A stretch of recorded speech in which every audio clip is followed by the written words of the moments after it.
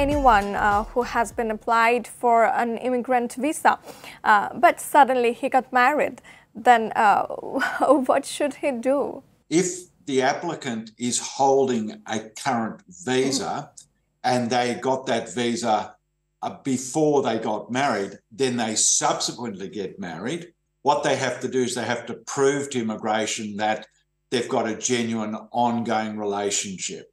So they need to establish and they need to then create a pathway for the subsequent visa holder. There's a slightly quicker way to do that, which is entirely in accordance with the regulations. So let's assume that I'm onshore and I'm holding, for example, a student visa, and my student visa is going to expire in November 2024. I got married 6 weeks ago, we'll say. I now want to bring my spouse to Australia, but I've already got my student visa. What you do is you lodge a fresh application for a student visa, and this time include your spouse, so that when the fresh student visa is granted, it extinguishes, wipes out the original student visa, and you've got a brand new student visa with a spouse who can join you in Australia. That's a very good strategy. What are the rights and responsibilities of immigrants once they have arrived in Australia? How can they integrate with the Australian people there? Temporary residents of Australia, that is people who aren't permanent, are treated like visitors to any other country. So they have the same obligations as Australian citizens and permanent residents to obey the law of the land, but they don't have access to the resources that Australian citizens and permanent residents have. Namely, it's going to be very difficult to buy property, for example, without the right permission. You can't vote in elections. You're still taxed, but you don't have any representation. So in the transition from temporary residence, there is the expectation that you would behave yourself, you'd obey the law, you wouldn't drink and drive, you wouldn't get engaged in family violence, you wouldn't assault anybody. Under those circumstances, there's the expectation of good behaviour. But the same thing would apply to me, for example, if I was visiting Bangladesh. They do not have the rights of Australian citizens and permanent residents, which basically are confined to voting and other sorts of rights which attach to citizenship, which also include military service, for example. There are community organisations that look after the interests of people from Bangladesh. Yes. That you've got community support, you've got access to a mosque, all of those sorts of things that you would take for granted as being part of your local community. Well, you would have the reasonable expectation, at least in the major cities in Australia, that you can have access to the other members of your community and all the things that you would expect, which would make your life in Australia a little bit sweeter. Are there any upcoming policy changes or trends in Australian immigration that viewers should keep an eye on? Big change, which is coming soon, and it's going to be a big change, will be in relation to student visas. I think it's going to be harder to get a student visa to come to Australia.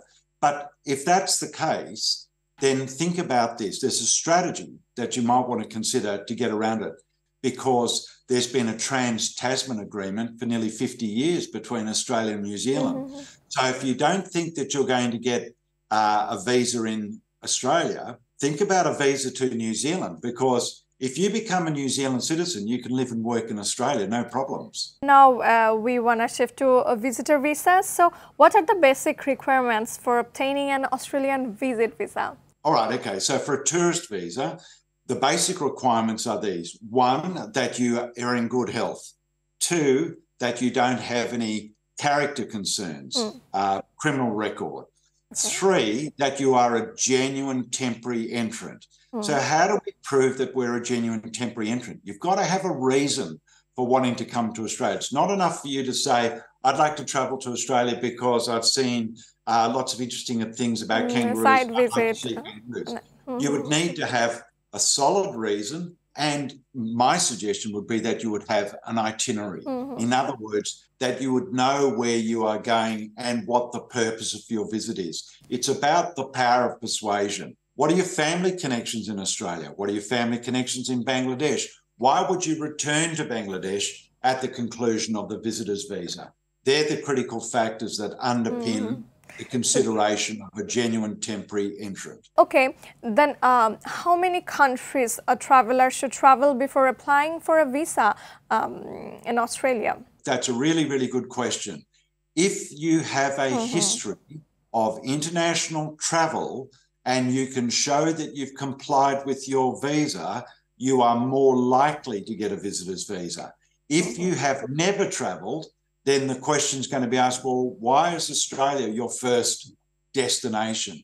It's all about whether or not you're a genuine temporary entrant. People with an established international travel history are more likely to succeed. But you've got to bear this in mind. If you've ever applied for a visa for the UK, America, New Zealand, Canada, or Australia and been refused, all of that data is shared between what's called those 5 I's. Those countries know if you've applied for and been refused a visa. So if you're asked a question on a visa application form which says, have you ever applied for a visa and it was refused, and you tick no, they're going to know that you've applied for, you had a visa that you might have overstayed in the US. So your immigration history internationally is going to help you, or in some cases, it may not help you. So now, can you share some success stories of some of clients that you have helped with their Australian immigration journey? Okay, so I'll just deal with the case I'm dealing with at the moment. We have a lady who is a permanent resident of Australia, and she got her permanent residence on spouse grounds. She has an Australian citizen child. So her husband, who is the sponsor, went to jail and is serving a term of imprisonment of 7 years, so a serious criminal offence. Immigration wrote to the lady and they said to her, why didn't you tell us that your husband was in jail before we granted you a permanent visa? And she said, well, I didn't know that I had to. And then they cancelled her visa. When the case went to the Administrative Appeals Tribunal, I was able to overturn the cancellation because the fact of the husband having gone to jail had no impact on her eligibility. It's very difficult to look at a case and say, oh, because this worked, this is going to work for you. It requires the application of skill and expertise. Unless you've got expertise, you're really just facing a rules-based system. What I bring to the table, and my advice is based on 35 years experience. I've been an accredited specialist for over 25 years. So I know what I'm talking about because I've seen lots of people be unsuccessful for reasons to me that seem obvious. But a candidate who is well represented, who has got a good case, the lawyer or migration agent can make it better. They can't make a bad case good. They can only ever make a good case better. So you've got to have a good case.